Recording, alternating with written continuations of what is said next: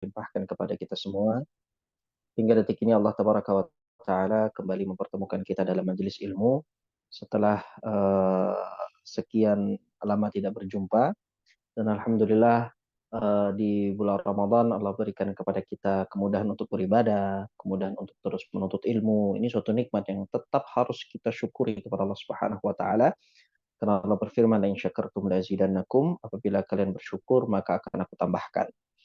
Kemudian Allah Subhanahu wa taala juga memberikan nikmat kepada kita, nikmat yang besar sehingga kita bisa menyempurnakan ibadah dan seluruh ketaatan taqarrub yang kita lakukan di bulan Ramadan sehingga itu mengantarkan kita kepada bulan Syawal.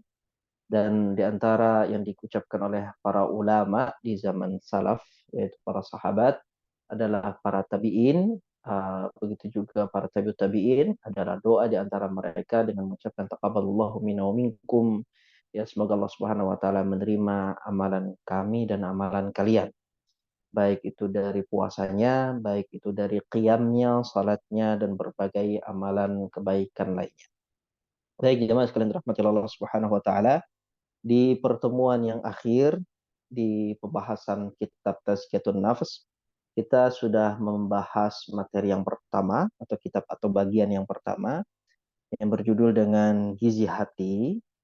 Kemudian di pertemuan kali ini insya Allah kita akan masuk ke bab yang kedua dengan judul besarnya adalah tamasya hati. Di pertemuan yang lalu kita sudah menyelesaikan bab yang pertama dengan judul tadi gizi hati. Dan di situ sudah beberapa hal penting tentang hati yang sudah kita pelajari. Kenapa ini penting? Karena iman, tauhid, prinsip, akidah, dan berbagai hal lainnya yang merupakan pokok landasan kehidupan seorang muslim di dunia, ya, itu memiliki wadah, dan wadah itu adalah hati. Ketika wadah itu baik, maka kita berharap juga keimanan kita menjadi keimanan yang baik, begitu ya. Dan kalau wadahnya ini adalah wadah yang buruk, wadah yang kotor, maka kita khawatir kalau seandainya kekotoran di wadah tersebut bisa berdampak kepada isi dari wadah itu, yaitu keimanan kita. Sehingga belajarnya kita tazkiyatun nafs, bagaimana pembersihan diri, pembersihan jiwa, pembersihan hati, kita berharap pada Allah Subhanahu wa taala semoga ini juga menjadi proses kita membersihkan keimanan kita dari hal-hal yang Allah Azza wa Jalla haramkan. Sehingga memang ada pembahasan di tazkiyatun nafs, apa-apa yang ada juga di bab-bab tauhid, apa-apa yang ada juga di bab-bab akidah, ya. Karena ini sama, ya. Pembahasan tentang tauhid, ya. Ini memiliki sangkut paut yang besar dengan tazkiyatun nafs. Tazkiyatun nafs juga memiliki sangkut paut yang besar tentang pelajaran tentang tauhid. Di antara yang sudah kita pelajari adalah tentang mengenal kondisi dan pembagian hati, ya, jalan masuk setan ke dalam hati, tanda-tanda penyakit hati, tanda-tanda hati yang sehat, faktor penyakit hati dan racunnya yang berbahaya, ya. Di antaranya hal-hal yang menjadi penyakit hati adalah berbicara berlebihan, ya, berbicara tentang hal-hal yang tidak berguna. Ini menjadikan hati itu kotor dan sakit. Kemudian riba, namimah, adu domba, ya, senang untuk mendapatkan pujian, memandang secara berlebihan, bergaul secara berlebihan, makan berlebihan, tidur berlebihan. Ini hal-hal yang menjadikan hati itu kotor. Kalau sudah kotor, kemudian ditumpuk lagi dengan kotoran berikutnya, maka hati itu akan menjadi kaku. Hati itu akan menjadi keras. Kalau hati itu sudah keras, maka akan dekat dengan kematian hati itu. Ya, jadi memang Allah Subhanahu wa taala itu ya maha adil.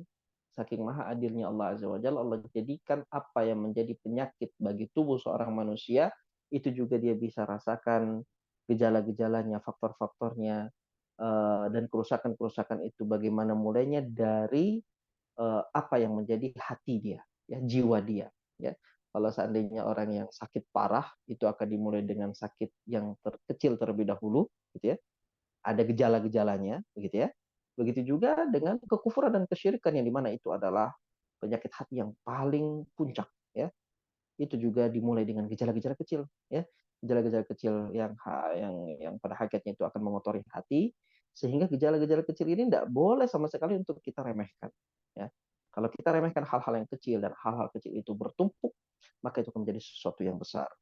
Sehingga di antara ya usaha kita untuk bertemu dengan Allah Azza wa Jalla biqalbin salim, dengan hati yang sehat, hati yang selamat dari berbagai kesyirikan dan kufuran, adalah kita juga menjaga wadah keimanan kita, yaitu hati, jiwa, ya, dengan tidak melakukan hal-hal yang mengotorinya.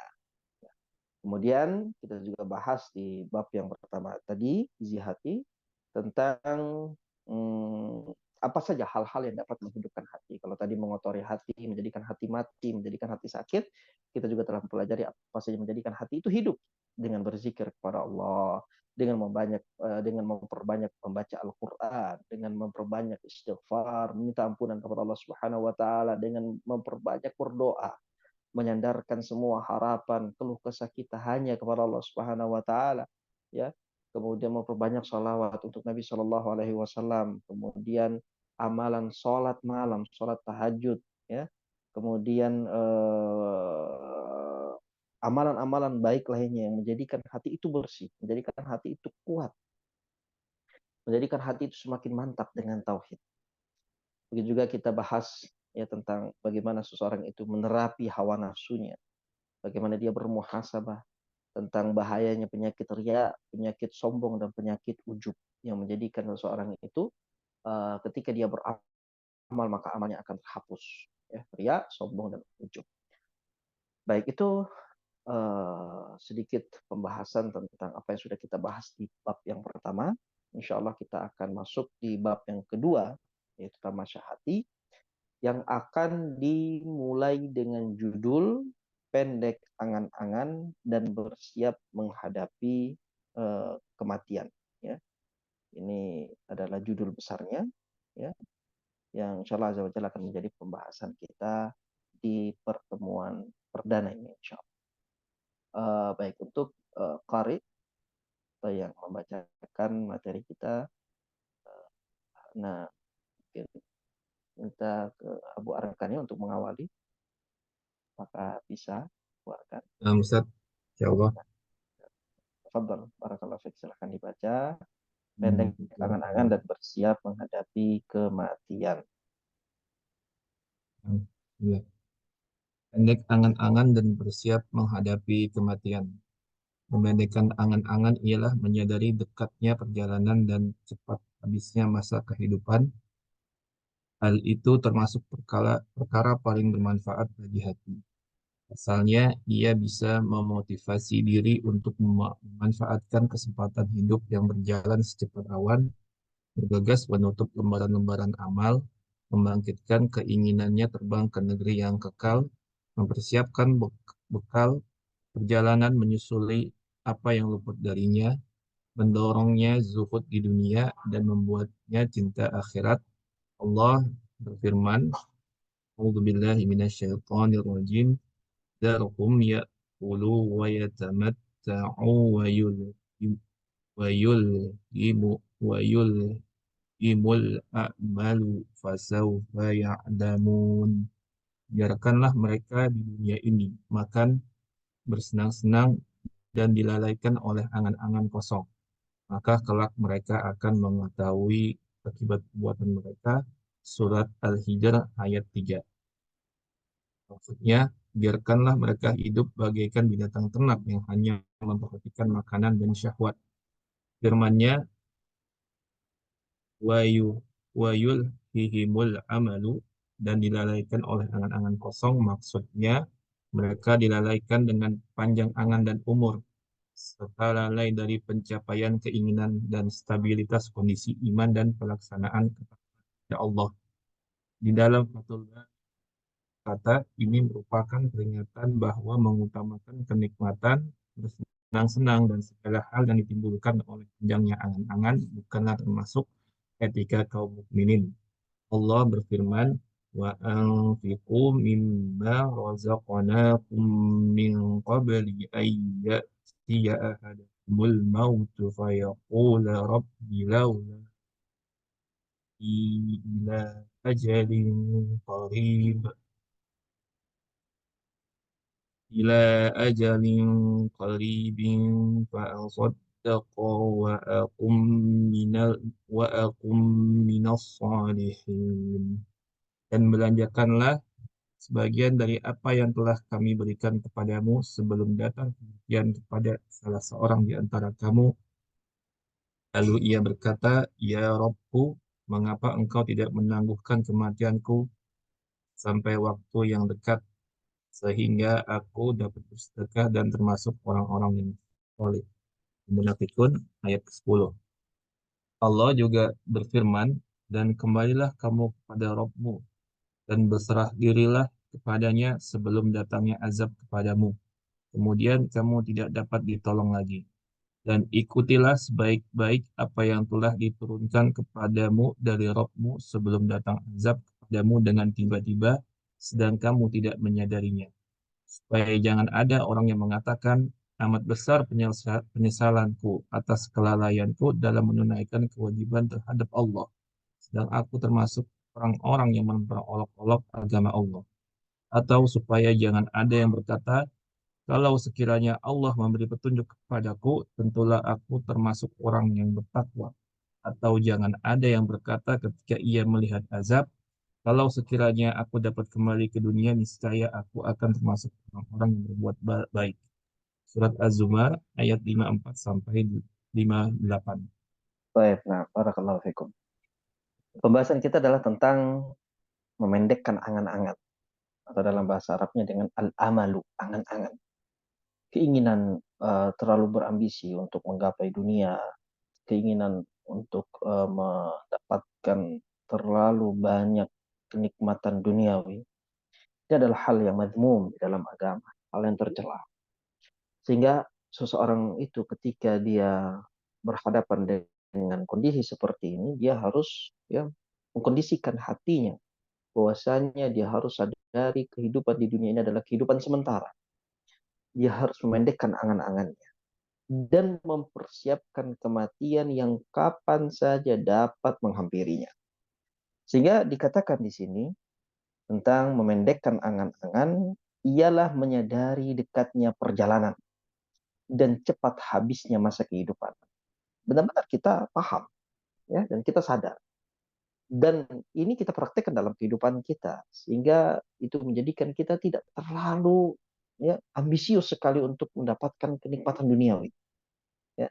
Karena kita tahu di sini adalah tepatnya untuk ujian ya. Dan ujian dari Allah Subhanahu wa taala itu beraneka ragam ya. Yang semuanya itu secara umum terbagi jadi dua. Ada ujian dalam bentuk kenikmatan, ada ujian dalam bentuk ya ketidaksukaan kita. Dalam arti kata ya kita itu benci hal-hal yang tidak kita senangi. Ada hal yang kita senangi dan ada hal yang kita benci. Dua-duanya ujian, gitu ya. Yang kita benci, kita bersabar atau tidak itu juga ujian, gitu ya.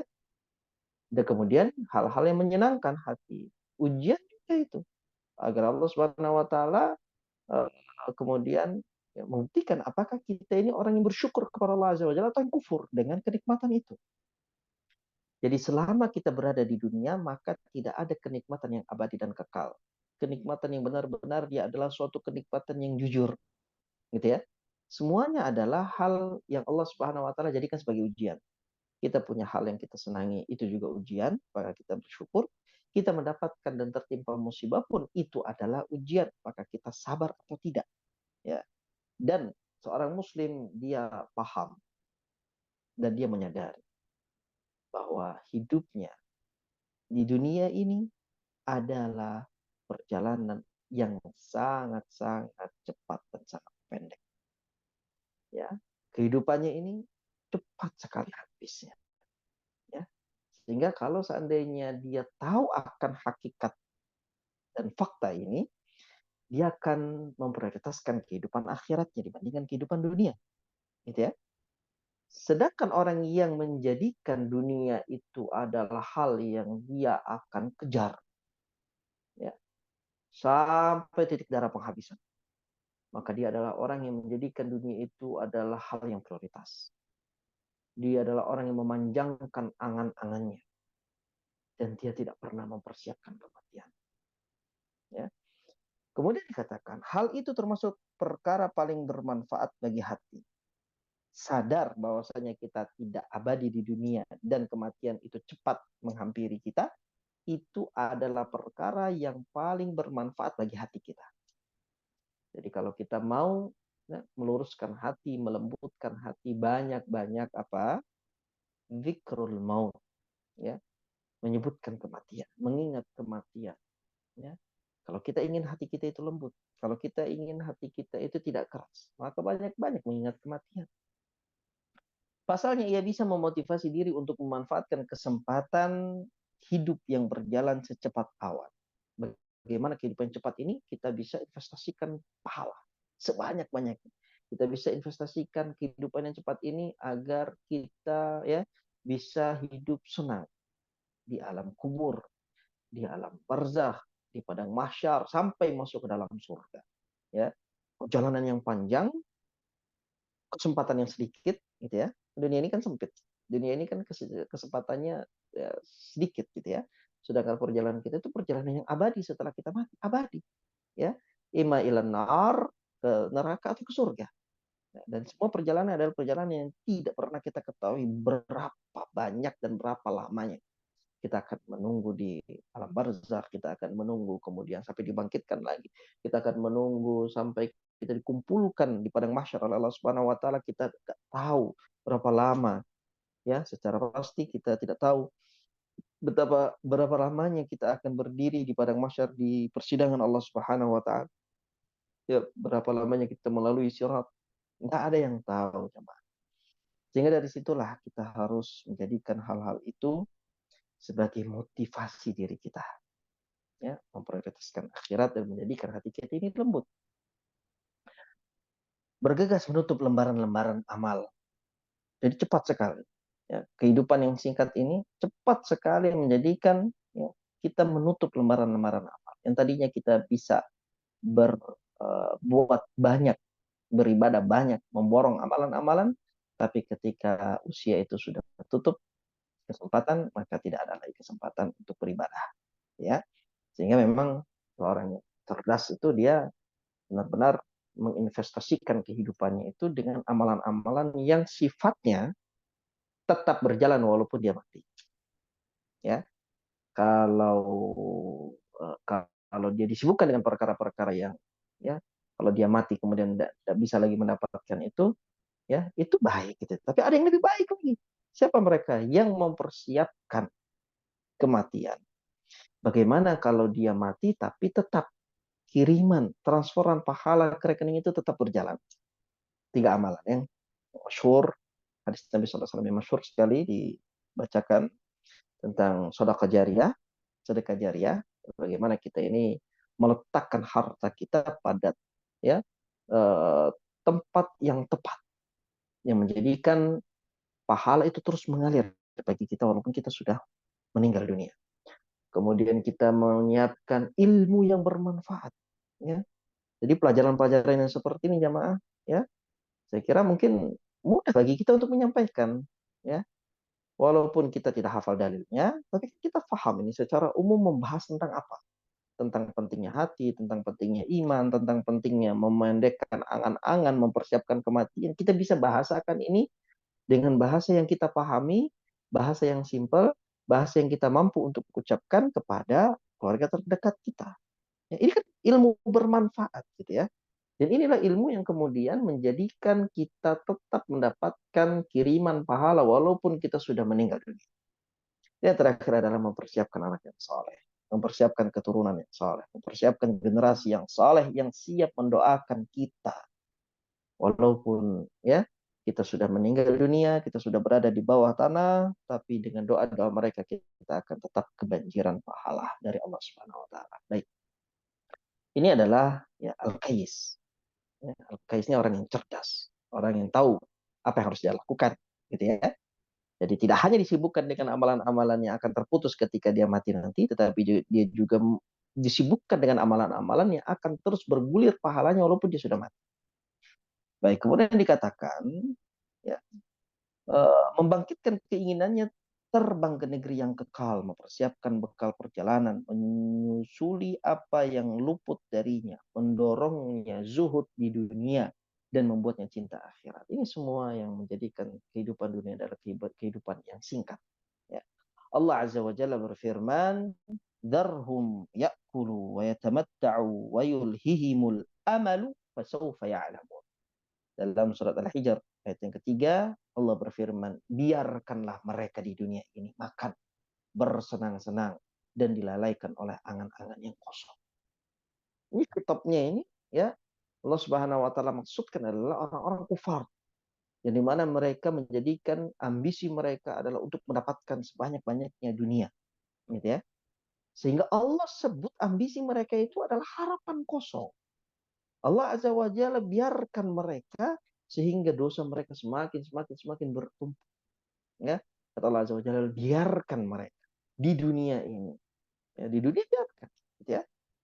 Yakulu, mereka makan, wa yatamatta'u, mereka bersenang-senang, wa yulhihimul amal, ya, mereka dilalaikan dengan angan-angan yang kosong. Fasawfa ya'lamun, maka kelak mereka akan mengetahui akibat perbuatan mereka.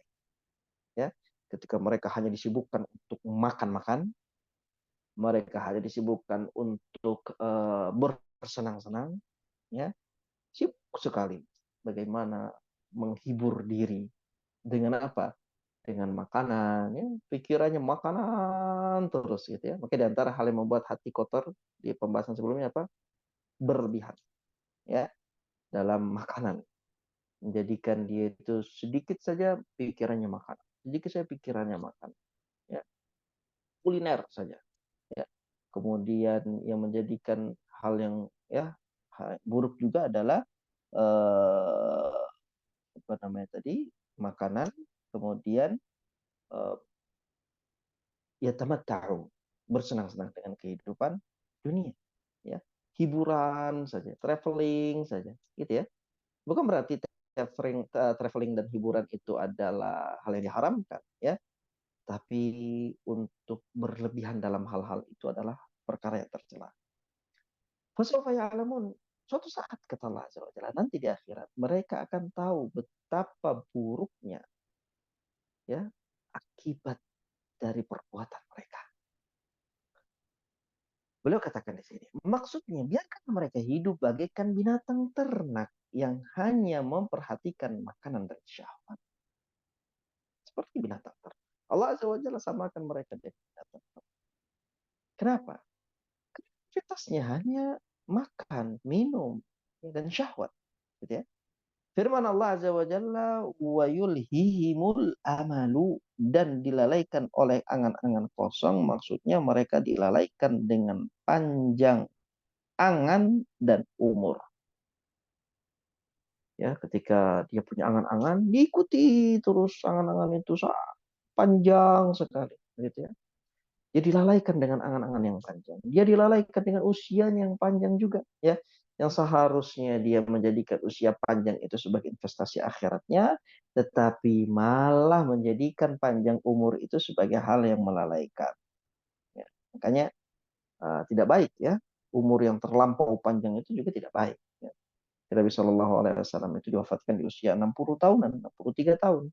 Itu idealnya, ya.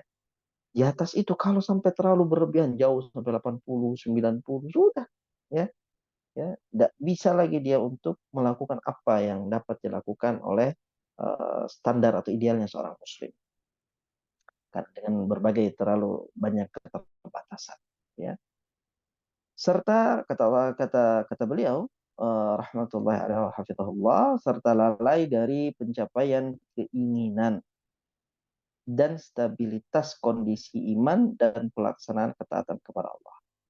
Di dalam Fathul Bari Al-Hafidh rahmatullahi alaihi berkata,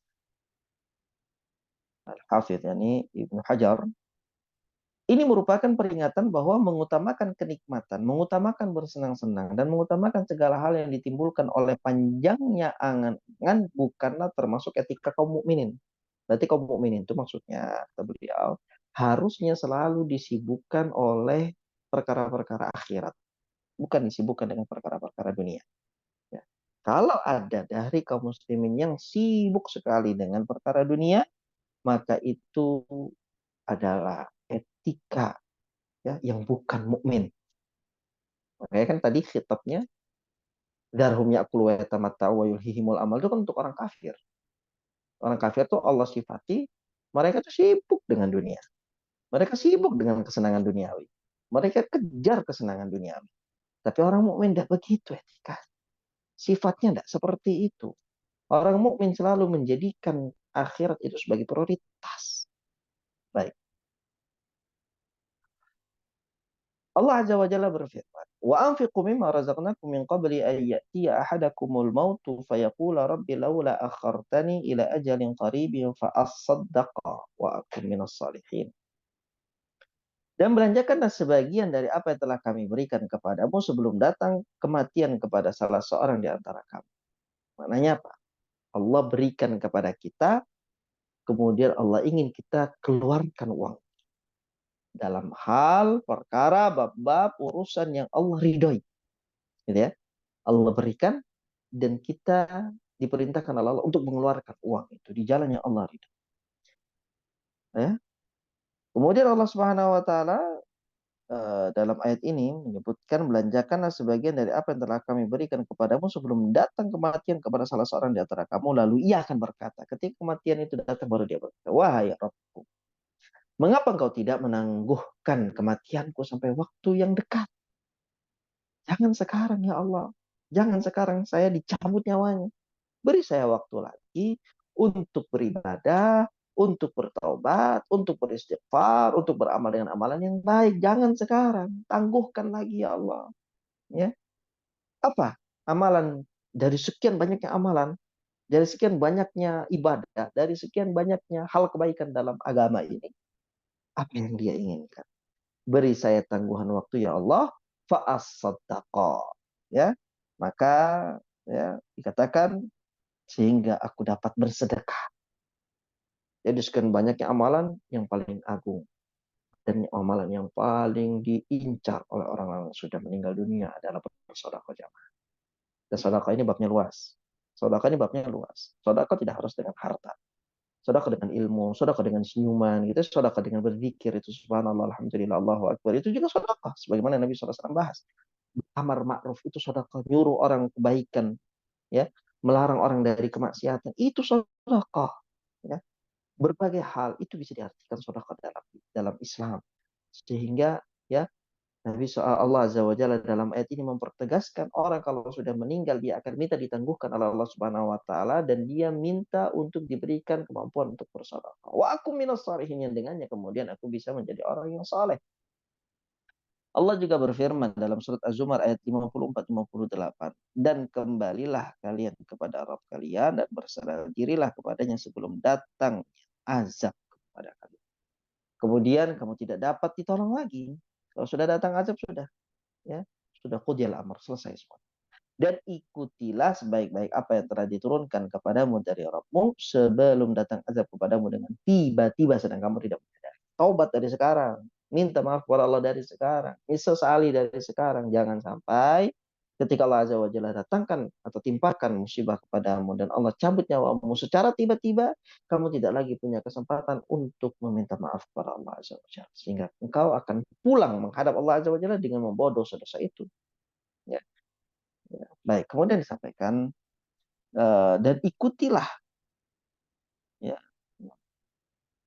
supaya jangan ada orang yang mengatakan amat besar penyesalanku atas kelalaianku dalam menunaikan kewajiban terhadap Allah, sedang aku termasuk orang-orang yang memperolok-olok agama. Atau supaya jangan ada yang berkata kalau sekiranya Allah memberi petunjuk kepadaku, tentulah aku termasuk orang-orang yang bertakwa. Ya. Jadi dia nyalain Allah, kenapa saya tidak dikasih hidayah? Gitu ya. Dia nyalakan Allah. Sekiranya Allah memberi petunjuk kepada aku, pasti aku jadi orang bertakwa. Atau supaya jangan ada yang berkata ketika ia melihat azab, kalau sekiranya aku dapat kembali ke dunia, ini saya aku akan termasuk orang-orang yang baik. Ya. Kalau Allah kembalikan saya ke dunia, ya, maka saya akan berbuat baik. Dan Allah Subhanahu wa taala Maha tahu. Kalau seandainya dia dibalikan ke dunia pun dia tidak akan untuk berbuat baik, gitu ya. Jadi itu hanya sekedar omongan kosong saja dari seorang ahli maksiat. Kemudian berikutnya Anas bin Malik radhiyallahu taala anhu berkata, silakan dibaca. Nah, Ustaz Anas radhiyallahu anhu berkata, Rasulullah sallallahu alaihi wasallam khattan wa qala hadzal insanu wa khatta ila janbihi khattan wa qala hadza ajul hadza ajaluhu wa khattan wa khat wa khatta khattan akhar ba'idan minhu faqala hadzal amalu وبينما هو كذلك إذ جاءه الخط الأقرب. Rasulullah Shallallahu Alaihi Wasallam membuat sebuah garis dan bersabda, ini manusia. Beliau membuat garis lagi di sebelahnya dan bersabda, inilah ajalnya. Beliau lalu membuat garis lain yang jauh darinya, kemudian bersabda, inilah angan-angannya. Ketika ia masih dalam keadaan seperti itu, tiba-tiba datanglah kepadanya garis yang lebih dekat. Hurairah radhiyallahu anhu menuturkan bahwa Rasulullah Shallallahu alaihi wasallam bersabda, "A'dzarullahu ila mar'i akhir ajalihi hatta balagha sittati sanatan." Allah memberikan keringanan akhir ajal kepada seorang hingga sampai umur 60 tahun. Abu Hurairah radhiyallahu anhu juga meriwayatkan bahwa Rasulullah Shallallahu alaihi wasallam bersabda, la yatamanna yanna ahadukumul mauta imma muhsinan fala'allahu an yazdada khairan wa imma musian fala'allahu an yasta'tiba.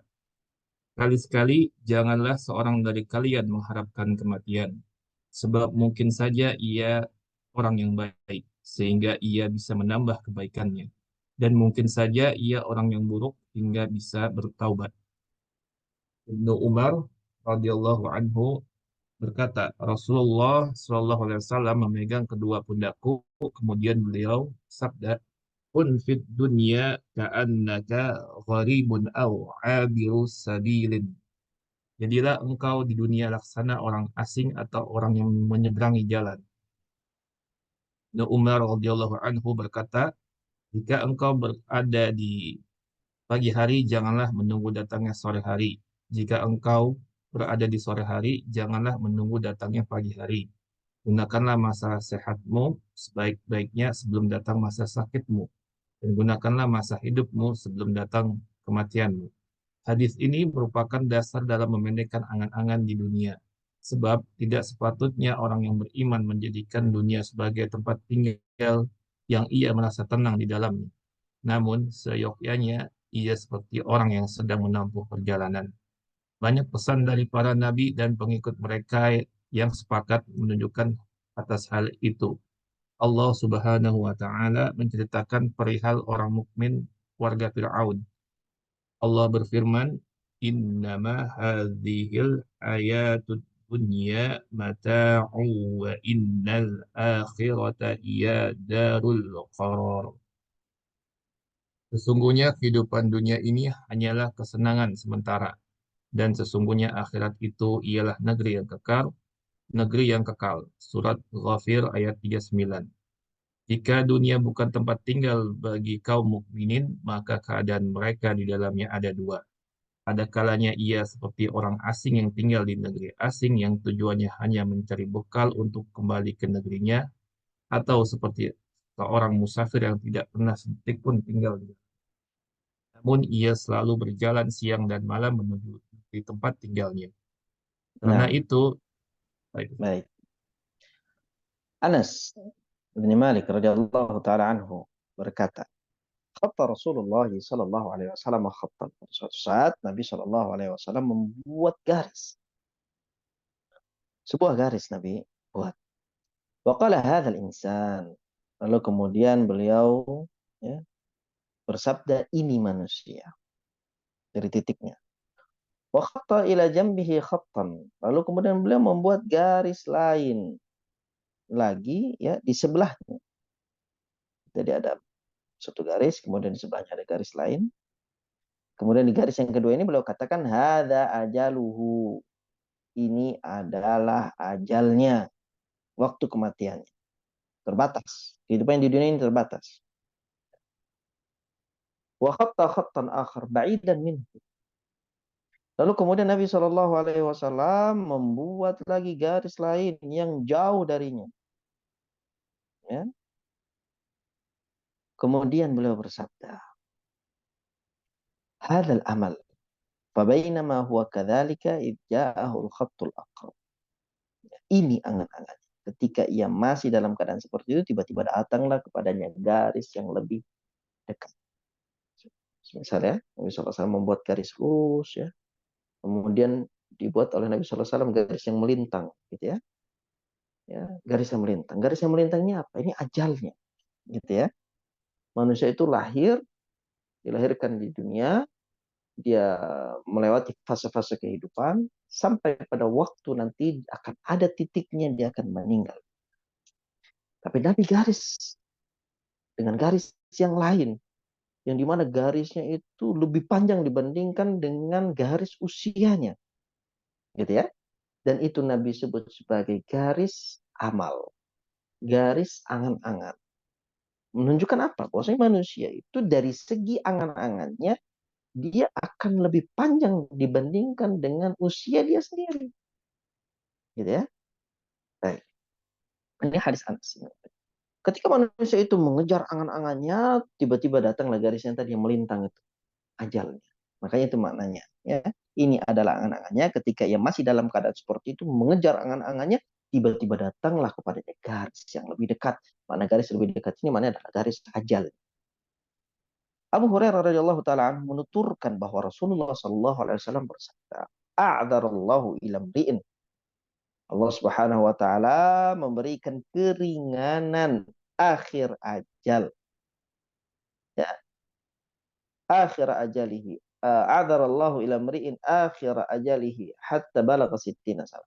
Allah memberikan keringanan akhir ajal kepada seseorang hingga sampai umur 60 tahun. Kemudian Abu Hurairah radhiyallahu taala anhu juga meriwayatkan bahwa Rasulullah sallallahu alaihi wasallam bersabda, "La yatamannayanna ahadukumul mauta." Janganlah salah seorang dari kalian mengharapkan kematian. Imam muhsinan fala'alahu an yazdada khairan, sebab mungkin saja dia adalah orang yang baik sehingga dengan usia yang panjang akan bertambah juga kebaikan. Wa imma musian fala'alahu an yasta'tiba. Dan mungkin saja kata Nabi Shallallahu alaihi wasallam orang itu adalah orang yang buruk sehingga dengan usia yang panjang dia bisa bertobat. Jadi ini adalah larangan dari Nabi Shallallahu alaihi wasallam untuk ya mengharapkan kematian. Karena dengan usia yang panjang itu, kalau dia memang orang baik, maka kebaikannya akan bertambah. Kalau dia orang yang buruk, semoga saja dengan usia yang panjang itu dia bisa bertaubat. Baik, kemudian Ibnu Umar radhiyallahu taala anhu berkata, Rasulullah sallallahu alaihi wasallam memegang kedua pundakku, kemudian beliau bersabda, ini nasihat wasiat yang diucapkan oleh Nabi kepada Ibnu Umar. Apa kata Nabi? Kun fid dunya ka'annaka gharibun aw 'abirus sabil. Jadilah engkau di dunia ini wahai Ibnu Umar laksana orang asing. Orang asing kan ya dia menjalani kehidupan di tempat barunya itu dengan penuh ketidaknyamanan, ya. Ya. Dia sedang safar. Dia berada di tempat, sebagus apapun tempat itu tidak membuat dia melalaikan bahwasanya dia sedang melakukan perjalanan. Dia tetap ingat tujuan utamanya bukan di sini gitu ya. Ini bukan tempat peristirahatan gitu ya. Ini hanya tempat persinggahan. Dunia ini hanya tempat persinggahan. Itulah makanya kata Nabi, jadilah engkau di dunia ini bagikan orang asing. Orang asing kan dia tahu. Dia di situ nggak selamanya, dia akan tinggalkan tempat itu. Au abiru sabil, atau jadilah engkau di dunia ini seperti orang yang menyeberangi jalan. Orang menyeberangi jalan itu dia tidak akan punya iktikat untuk menetap di jalan itu selama-lamanya. Dia akan seberang saja, nyebrang. Nyebrang jalan saja. Ibnu Umar radhiyallahu taala anhu berkata, jika engkau berada di pagi hari, ya, janganlah menunggu datangnya sore hari. Jadi kalau di waktu pagi kemudian terlintas di benakmu untuk melakukan amalan kebaikan, jangan tunda amalan itu dengan mengatakan nanti sore saja saya akan kerjakan amalan itu. Jangan tunda-tunda. Jangan nunggu waktu sore. Kemudian dikatakan oleh Ibnu Umar, jika engkau berada di sore hari, janganlah menunda, janganlah menunggu datangnya pagi hari. Jadi ketika datang keinginan untuk berbuat baik di sore hari, langsung kerjakan, langsung laksanakan. Ketika datang keinginan untuk melakukan suatu amalan kebaikan di pagi hari, langsung. Jangan nunggu-nunggu, jangan ditunda-tunda. Gunakanlah masa sehatmu sebaik-baiknya sebelum datang masa sakitmu, dan gunakanlah masa hidupmu sebelum datang kematian. Karena kita nggak tahu apakah nanti sore masih hidup, apakah nanti pagi masih bisa hidup gitu ya. Jadi selagi sekarang masih sehat, laksanakan sekarang. Selagi sekarang masih apa namanya masih hidup, laksanakan, gitu ya. Hadis ini merupakan dasar dalam memendekkan angan-angan di dunia. Karena Nabi katakan apa tadi? Kun fid dunya ka'annaka gharibun aw abirus sabil. Jadilah di dunia ini laksana orang asing atau yang sedang menyeberang jalan. Ya, inilah dasar yang menjadikan kita mampu untuk memendekkan angan-angan kita di dunia. Sebab tidak sepatutnya orang yang beriman menjadikan dunia sebagai tempat tinggal ya yang dimana ia merasa tenang berada di dalam. Namun seyogyanya ia seperti orang yang sedang menempuh perjalanan. Banyak pesan dari para nabi dan pengikut mereka yang sepakat menunjukkan hal itu.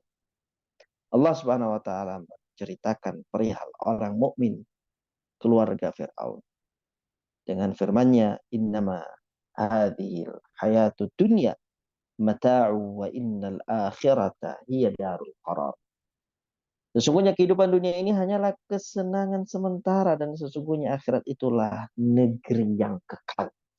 Jadi kalau mau suksesan yang hakiki, kejarlah negeri yang kekal yaitu akhirat. Ya. Tapi kalau mau merugi, maka kejar dunia. Mau untung, kejar akhirat. Nah, jika dunia bukan tempat tinggal bagi kaum mukminin, maka keadaan mereka di dalamnya, masih di dunia. Kalau maksudnya di sini, beliau katakan Allah Azza wa Jalla menyebutkan dunia ini bukan tempat kaum mukminin. Baik, kalau seandainya kaum mukminin ini bukan tempatnya di dunia, maka ada dua keadaan. Ada kalanya ia menjadi seorang asing yang tinggal di negeri asing, yang tujuannya hanya mencari bekal untuk kembali ke negerinya, benar-benar berada dalam keterasingan. Dia di situ hanya untuk cari bekal saja, untuk melanjutkan perjalanan. Atau seperti orang yang musafir yang tidak pernah sedetik pun tinggal di dalamnya. Namun ia selalu berjalan siang dan malam menuju negeri tempat tinggalnya. Itu adalah gambaran yang disebutkan Allah Subhanahu wa taala dalam surat Ghafir ayat 39. Nah, silakan dilanjut.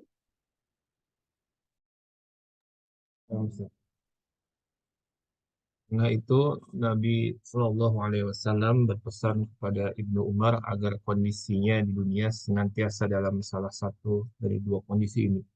Yang pertama, hendaklah seorang mukmin membiarkan dirinya seperti orang asing di dunia yang berkhayal untuk menetap, namun ia berada di negeri asing.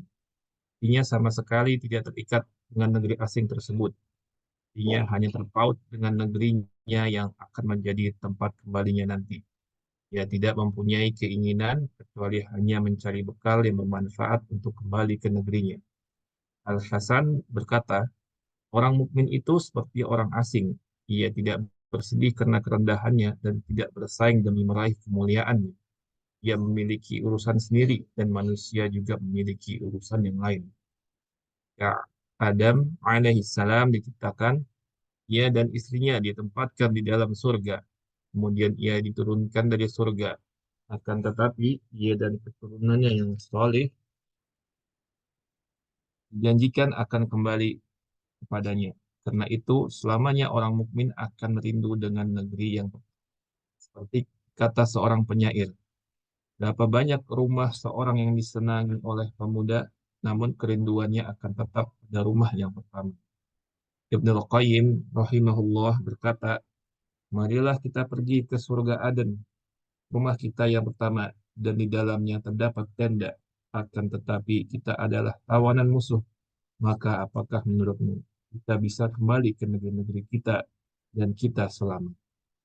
Kedua, hendaklah orang mukmin menjadikan dirinya di dunia seakan-akan seorang musafir dan tidak tinggal permanen di dalamnya. Ia hanya berjalan menempuh perjalanannya dan tidak punya keinginan banyak mencari harta dunia. Seorang berkata kepada Muhammad bin Wasi, bagaimana kabarmu? Muhammad bin Wasi menjawab, bagaimana pendapatmu dengan orang yang setiap hari menempuh perjalanan menuju akhirat? Al-Hasan berkata, sesungguhnya engkau hanyalah hari-hari yang terhimpun.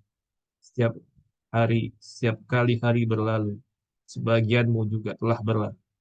Al-Hasan juga berkata, wahai anak Adam, sesungguhnya engkau berada di antara dua kendaraan cepat yang mengantarkanmu. Malam mengantarkanmu kepada siang, dan siang mengantarkanmu kepada malam, sehingga keduanya menyampaikanmu kepada akhirat. Lantas, siapakah yang lebih besar bahayanya daripada kamu?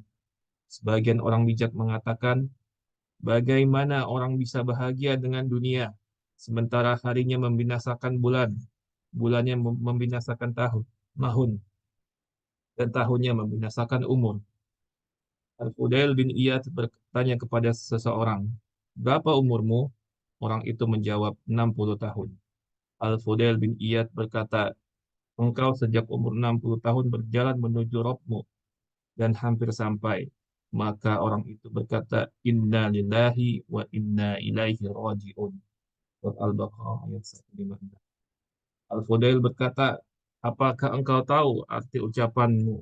Inna lillahi wa inna ilaihi raji'un.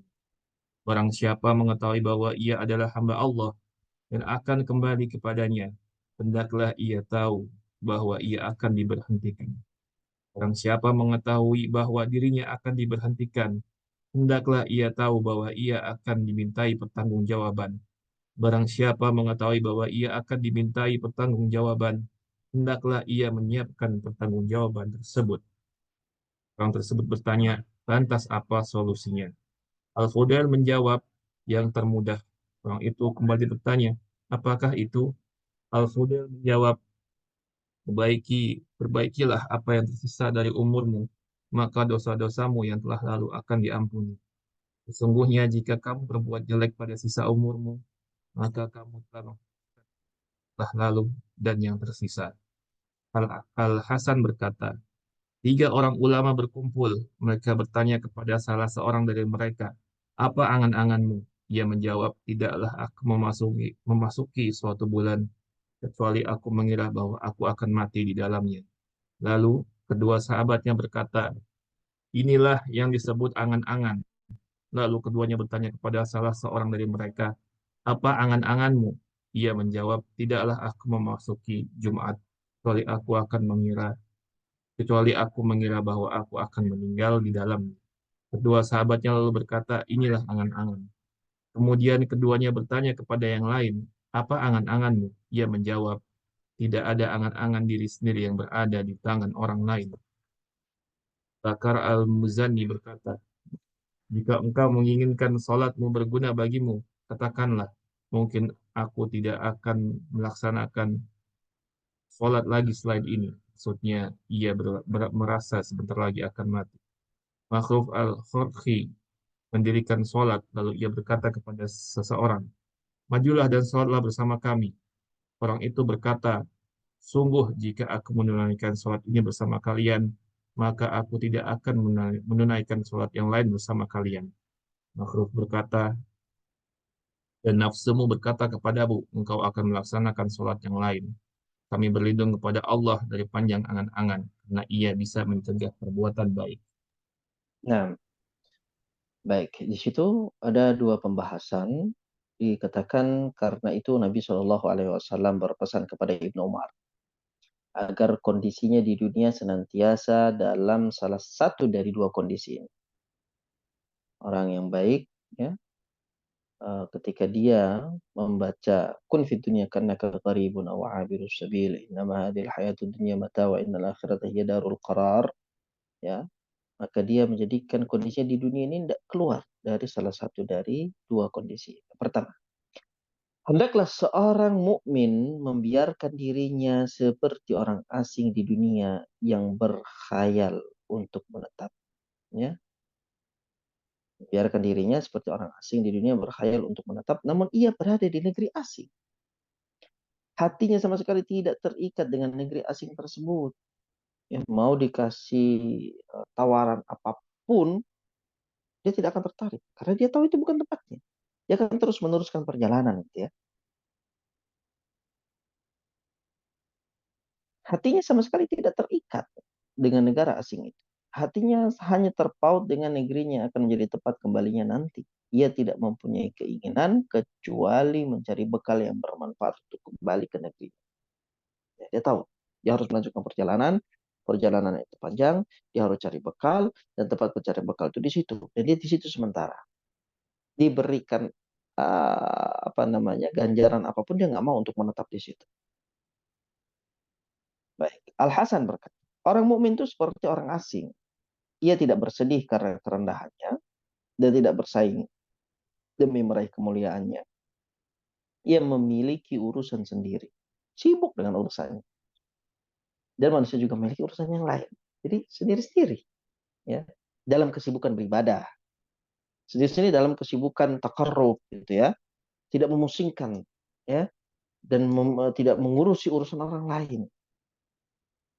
Si orang mukmin itu kata Al Hasan radhiyallahu rahmatullahi alaihi, orang mukmin itu bagikan orang asing. Kita misalnya kita melakukan perjalanan jauh, kemudian kita naik bis misalnya, permisalan kita naik bis, kemudian bis itu kan biasanya di perjalanan malam akan berhenti di sebuah restoran gitu ya, rest area atau di tempat toilet atau bagaimana dan yang lainnya gitu ya. Di tempat itu kita akan bertemu dengan orang-orang. Setiap orang punya kesibukan masing-masing. Yang ini mau pergi ke restoran, yang ini mau pergi ke toilet, yang ini mau apa gitu ya. Tidak ada yang peduli sama orang lain, ya. Dan tidak ada yang mau menetap di rest area itu. Semuanya ingin setelah selesai melakukan hajatnya, menyempurnakan hajatnya, langsung kembali lagi ke bis untuk melanjutkan perjalanan. Ya, dan itu yang Allah Azza wa Jalla inginkan kita. Seperti itulah kita di dunia. Ya, Allah Azza wa Jalla ingin kita ini menjadikan dunia ini bagaikan kita ini orang asing di dalam. Ya, nggak bersedih dengan uh, karena kerendahannya, tidak bersaing demi meraih kemuliaannya. Ya, jadi tidak ada itu. Persaingan di rest area itu enggak ada gitu ya. Tidak ada orang yang akhirnya dia ingin dipuji oleh orang-orang di situ atau dia merasa sedih atau dipusingkan karena orang di situ tidak memperhatikan dia, tidak ada. Terus apa kegiatan orang-orang yang di rest area itu kan sibuk masing-masing gitu ya. Begitu juga kita di dunia sibuk dengan ibadah kita. Kita disibukkan dengan ibadah kita. Kita disibukkan. Hari ini apakah sudah membaca Al-Quran? Hari ini apakah kita sudah sholat? Gitu ya. Sholat-sholat sunnah gitu ya. Bukan hanya yang fardu tapi juga yang sunnah. Hari ini apakah saya sudah menjenguk orang yang sakit? Hari ini apakah saya sudah bersedekah? Hari ini apakah saya sudah berzikir pagi dan sore? Itu disibukkan dengan itu orang mukmin. Ya. Maka dikatakan, ketika Adam alaihissalam diciptakan, ia dan istrinya ditempatkan di dalam surga. Kemudian ia diturunkan dari surga, tetapi ia dan keturunannya yang saleh dijanjikan akan kembali kepada surga. Karena itu selamanya orang mukmin akan rindu dengan negerinya yang pertama. Karena kampung aslinya itu dia surga gitu ya. Kampung aslinya kita ini tempat negeri kita awalnya itu adalah surga. Kita di dunia ini sementara. Ya. Kita dijanjikan oleh Allah Subhanahu wa taala kalau selesai di sini berhasil ujiannya sukses kita akan kembali ke surga. Ya. Seperti kata seorang penyair, betapa banyak rumah atau berapa banyak rumah seseorang yang disenangi oleh pemuda namun kerinduannya akan tetap pada rumah yang pertama. Ya. Seindah apapun surga, seindah apapun dunia, tetap surga lain di hati. Ibnu Qayyim rahmatullahi alaihi berkata, marilah kita pergi ke surga Aden, rumah kita yang pertama dan di dalam terdapat tenda. Akan tetapi kita adalah tawanan musuh, maka apakah menurutmu kita bisa kembali ke negeri kita dan kita selamat? Itu yang pertama. Yang kedua, hendaklah orang mukmin menjadikan dirinya di dunia seakan-akan seorang musafir dan tidak tinggal permanen di dalamnya. Ia hanya berjalan menempuh perjalanannya yang tidak punya keinginan banyak mencari harta dunia. Seorang berkata kepada Muhammad bin Wasya, bagaimana kabarnya? Muhammad bin Wasya menjawab, bagaimana pendapatmu tentang orang yang setiap hari menempuh perjalanan menuju akhirat? Dia sadar tiap hari, habis waktu, habis hari, berarti itu adalah proses dia menuju akhirat. Al-Hasan berkata, sesungguhnya engkau hanyalah hari-hari yang terhimpun. Setiap kali hari berlalu, maka sebagianmu juga telah berlalu. Al-Hasan juga berkata, wahai anak Adam, ya, Sesungguhnya engkau berada di antara dua kendaraan cepat yang mengantarkanmu. Malam mengantarkanmu kepada siang, siang mengantarkanmu kepada malam. Hingga keduanya menyampaikanmu kepada akhirat. Lantas, siapakah yang lebih besar bahayanya daripada. Sebagian orang bijak mengatakan, bagaimana orang bisa bahagia dengan dunia sementara harinya membinasakan bulan, bulannya membinasakan tahun, dan tahunnya membinasakan umur. Bagaimana dia bisa bahagia dengan dunia? Ya. Hari di dunia saja itu membinasakan bulan, bulan di dunia itu membinasakan tahun, tahun di dunia membinasakan umur. Al-Fudail bin Iyad berkata kepada seseorang, berapa umur? Orang itu menjawab, 60 tahun. Al-Fudail bin Iyad berkata, engkau sejak umur 60 tahun berjalan menuju Rabbmu dan hampir sampai. Maksudnya apa? Perjalanan sudah panjang, ini sebentar lagi sampai gitu. Maka orang itu berkata, inna lillahi wa inna ilaihi raji'un. Kita adalah milik Allah dan kita akan kembali, dikembalikan hanya kepada Allah. Kemudian Al-Fudail bin Iyad berkata kepadanya, apakah engkau tahu arti ucapanmu? Inna lillahi wa inna ilaihi raji'un. Barang siapa mengetahui bahwa ia adalah hamba Allah dan akan kembali kepadanya, ya, hendaklah ia tahu bahwa ia akan diberhentikan.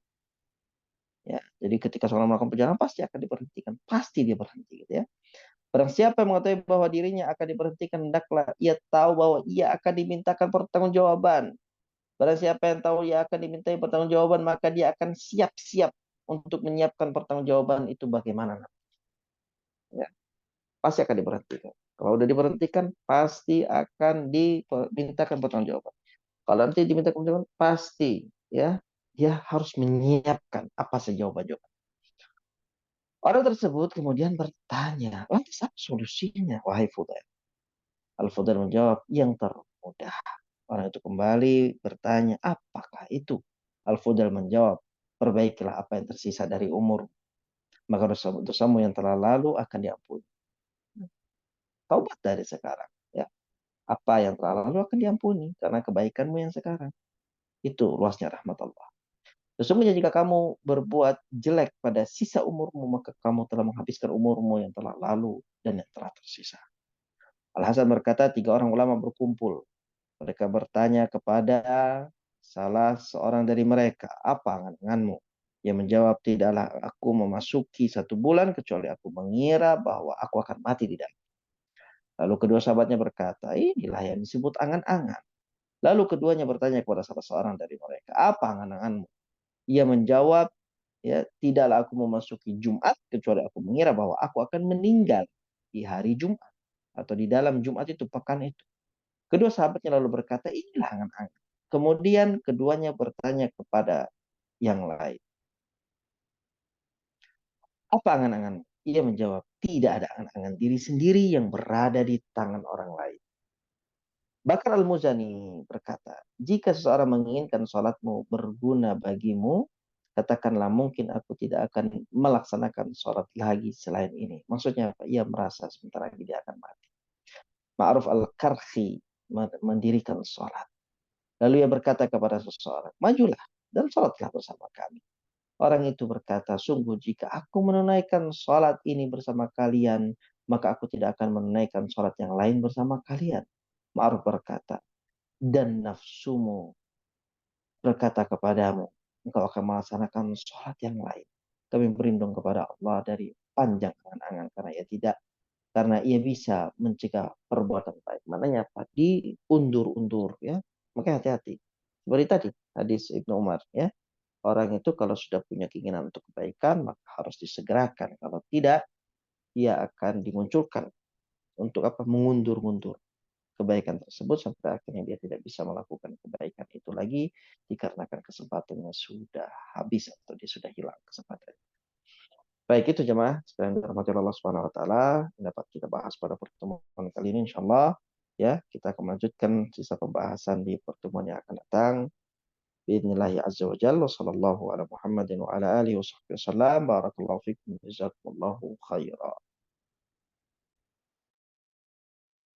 Baik, jazakallahu khair wa barakallahu fiik. Ya jemaah. Dan juga pada Al Ustaz Abu Ayyub. Ya, jazakallah khair. Barakallahu fiik. Wassalamualaikum. Yang telah disampaikan semoga menjadi ini diamalkan. Semoga Allah Ta'ala. Baik, selanjutnya kita masuk ke sesi ya. Nah, Ustadz, saya mau bertanya yang tadi baik. begini Ustadz, tidak ada hubungannya sih sama tema ini, tapi tadi kan dengan Ustadz mengatakan usia berapa di atas 60 itu sudah usia lanjut ya Ustadz, yang Nah, sangat ini sudah bonusnya udah banyak banget. Nah, berhubungan dengan itu, saya mau tanya Ustadz, jadi kalau di orang yang tidak wajib sholat adalah orang yang tidur sampai bangun, anak kecil sampai balik, kemudian orang gila sampai berakal ya. nah, Nah, itu yang saya mau tanyakan Ustadz. Jadi orang tua saya, ibu saya, itu kan sudah umur 84 dengan kondisi terbaring di tempat tidur. nah, Selama ini saya selalu bimbing sholat. Nah, adik saya mengatakan bahwa ibu saya sudah tidak ada kewajiban untuk sholat. Tapi saya, katanya karena ibu saya sudah pikun dan banyak tidak mengingat. Tapi beberapa tahun yang lalu itu setelah tinggal di rumah saya tidak melihat pikunnya ibu saya. nah, Nah, sampai kemudian ibu saya tidak bisa bicara.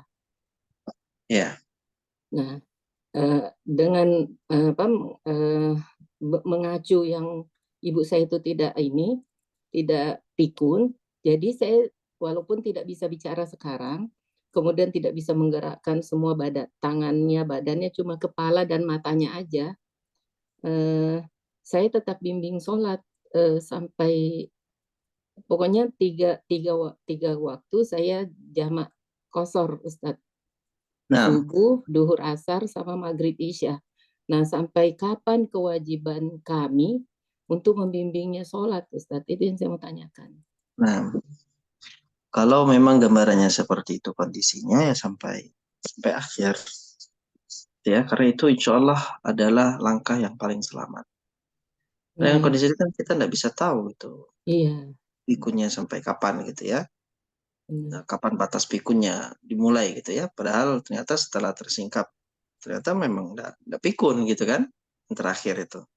iya. Insya Nah, Allah terakhir dengan dibimbing sholat setiap waktu gitu ya. iya, saya Kalaupun mau ngasih hadis ini dari riwayat Abu Daud bahwa pena pencatat dosa diangkat dari 3 orang. Orang tidur sampai bangun, anak kecil sampai balik, terus orang gila sampai kembali akalnya. Kemudian Ali radhiyallahu anhu menambahkan sampai pikun katanya gitu. Tapi saya ragu apakah ibu saya pikun. Setahu saya terakhir ibu saya tidak pikun sampai kemudian tidak bisa bicara. ya. Jadi Kondisi seperti itu dapat bimbing langsung terus sholat. dibimbing terus. Nah, apalagi kan kalau orang tua yang sudah seperti itu kondisinya, yang kita tidak tahu bagaimana kepastiannya, kita ambil amannya gitu ya. Kita ambil amannya. Iya, benar. Kita ambil amannya. Kita tidak tahu kapan akan cabut nyawanya Allah Subhanahu Wa Taala, sehingga penting untuk selalu diingatkan sholat, diingatkan sehingga itu akan mengingatkan tentang bagaimana nanti menghadapi sakratul maut ya. Iya, karena kalau saya benar. Iya, Ustadz, karena kalau saya panggil dia menengok. Tapi saya tidak tahu apakah dia ingat saya apa tidak, tapi dia mendengar. Kemudian saya meninggalkan keraguan saya itu karena saya ragu apakah ibu saya pikun atau tidak. Cuma tidak bisa bicara. Akhirnya keraguan bahwa saya menganggap ibu saya tidak pikun, saya tinggalkan itu keraguan saya. Akhirnya saya tetap bimbing sholat. Nah, begitu itu ya, sudah Ustadz? baik, insya Allah. Lanjut saja. Jadi nggak apa-apa ya, Ustadz ya? Nah, Oh iya. Jazakillah khair, itu aja Ustaz. Amin wa iyyakum. Jazakallah khair.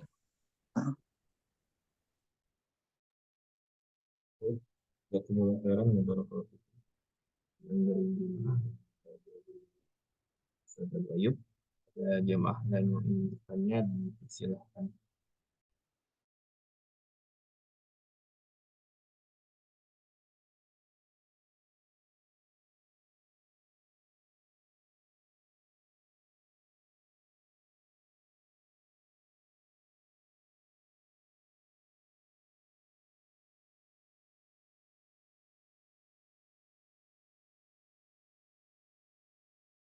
Ustaz, kalau tidak ada yang bertanya, saya boleh bertanya ya. Nah, silahkan Ibu Martin. Begini Ustaz, banyak sekali di Al-Quran disebutkan seperti yang di sini di surat Ghafir 39 ya Ustaz. Artinya kita ini, saya tidak berbicara orang lain, tetapi kita yang senantiasa membaca Quran gitu loh Ustaz. Allah senantiasa mengingatkan bahwa dunia ini kesenangan yang sementara gitu loh.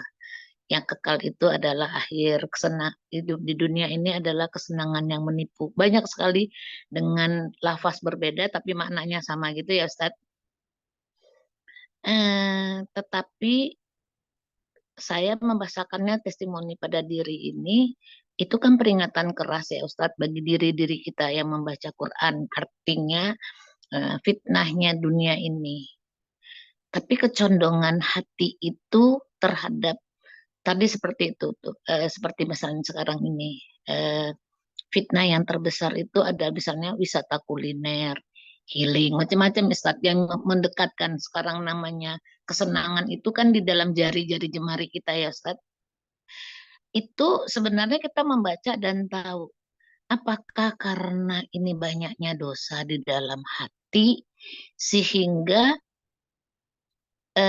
sesuatu peringatan keras itu sepertinya bukan menjadi peringatan yang luar biasa seperti kita membaca Al-Quran itu kan berita yang besar ya Ustadz terhadap diri kita membaca Quran seperti lewat begitu aja. Ini termasuk hati yang sakit ya Ustadz. Artinya diawalin kalau bahasanya itu kan qalbun salim itu setelah qalbun salim baru kita bisa mendapatkan jiwa mutmainnah. Kalau qalbun salimnya tidak didapat dengan peringatan itu tidak menjadi pelajaran, ini berarti hati ini sakit parah. Artinya ada sesuatu yang menjadi muhasabah besar bagi diri. Begitu kan memahami ayat-ayat itu terhadap diri, mencerminkannya Ustadz hati ini. Begitu Iya. kan Ustadz? Benar, sahih, sahih. Jadi semakin hati itu baik, gitu ya, bersih, semakin akan mudah dia menyerap dan memahami mana-mana dalam Al-Quran, gitu. Jadi kalau dia sudah diberikan teguran yang keras di dalam Al-Quran, tetapi dia tidak sadar, gitu kan, berarti memang hatinya sakit. Hatinya sakit itu perlu dibersihkan, perlu diobati sehingga kembali menjadi hati yang lembut, hati yang bersih. Benar itu, Bu Nati. Ya Ustadz, artinya gini kan selalu kan Al-Quran ini kan disebutkan tazkiro ya Ustadz. Artinya peringatan bagi diri, bagi yang mau ambil pelajaran. Bahasa saya senantiasa kepada diri, kamu mau ambil atau tidak, mengabaikan, mengambil atau melempar ke belakang, bahasanya kan gitu Ustadz. Artinya bahasa saya bolak-balik kepada diri, Al-Quran ini memang kan pembelajaran. Seperti tadi sebut kita ini sedang menuju. Artinya dalam ketaatan, tidak ketaatan, ataukah kita masih muda atau tua, sakit ataunya sehat, muda atau tua, gitu loh, senang atau susah, kita sedang menuju kepada Allah Ta'ala untuk kembali kepadanya. Begitu ya Ustaz, memahaminya. Nah, sahih. Saya kadang-kadang bilang, waduh nih hati ini bermasalah besar gitu loh. Artinya itu tidak menjadi hati yang hidup, itu kan hati yang bergerak, hati yang betul-betul inti dari iman itulah adalah ketunduk patuhan terhadap Allah Ta'ala gitu loh Ustaz. Dan saya sedikit menyimpang, arti minta penjelasan lebih ini kepada Ustaz. Saya sedang fokus membaca surat Al-Anfal Ustaz. Ternyata di Al-Anfal itu di ayat 1 itu disebutkan secara lafaznya itu sahabat bertanya masalah gonimah gitu ya Ustaz. Nah, iya. Tapi setelah saya baca maknanya saya pahamin, kalau salah saya dikoreksi Ustaz. Ternyata memang betul-betul yang namanya harta itu ujian dari Allah Ta'ala. Hatta itu seorang mukmin, para sahabat itu loh Ustaz. Itu Iya. terfitnah ya Ustaz. Iya. Terfitnah. Nah, Saya siapapun. sampai iya, artinya itu memang ujian. Artinya ujian betul. Ini kan orang-orang pilihan nih Ustadz, yang diberikan itu, sehingga di sana diminta sama Allah perbaikin diri. Dan tadi yang saya bilang itu tidak boleh adanya, nanti di surat Al-Hasr itu sebutkan bahwa kita saling mendoakan, tidak boleh iri antara sama seorang orang yang disebut beriman. Beriman berarti bertingkat-tingkat, bisa menjadi muslim, mukmin ya Ustadz, baru Iya. ihsan, bahasanya seperti itu ya. Nah, Memahami demikian nggak Ustadz? iya. Mentadamu Iya. demikiankah bahasanya gitu Iya. loh. Nah, Fai, itu bisa dipahami demikian.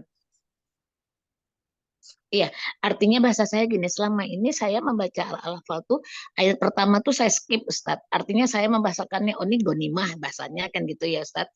Ya, Tapi ya, setelah tidak saya baca, didalami. gonimah, oh ini enggak. Saya masuk di 2 sampai 4. Tapi setelah saya baca tafsir, saya baca ini, wah ini kaidah besar nih dalam kehidupan. Artinya eh, harta itu betul-betul Allah berikan. Jadi fitnah terbesar itu harta dan kekayaan dan anak gitu lah, keluarga gitu kan Ustadz.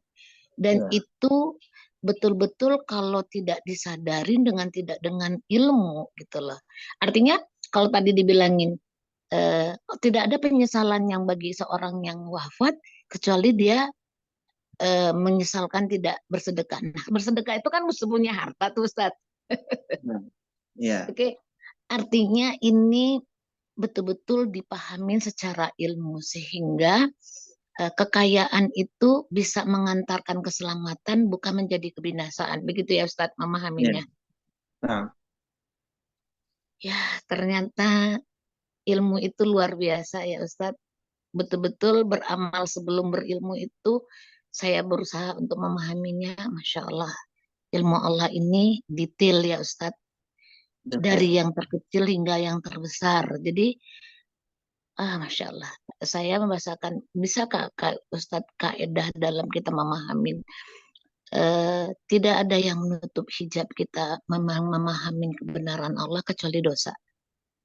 Nah, Ya, ya. bisa seperti itu Ustadz. Bisa, bisa. Oke, baik Ustadz. Jazakallah khair, barakallah fiik. Amin, ya. Baik, jazakumullah khairan wa barakallahu fikum. Jemaah yang bertanya dan juga jawaban dari Al-Ustaz. Ada jemaah lagi yang bertanya?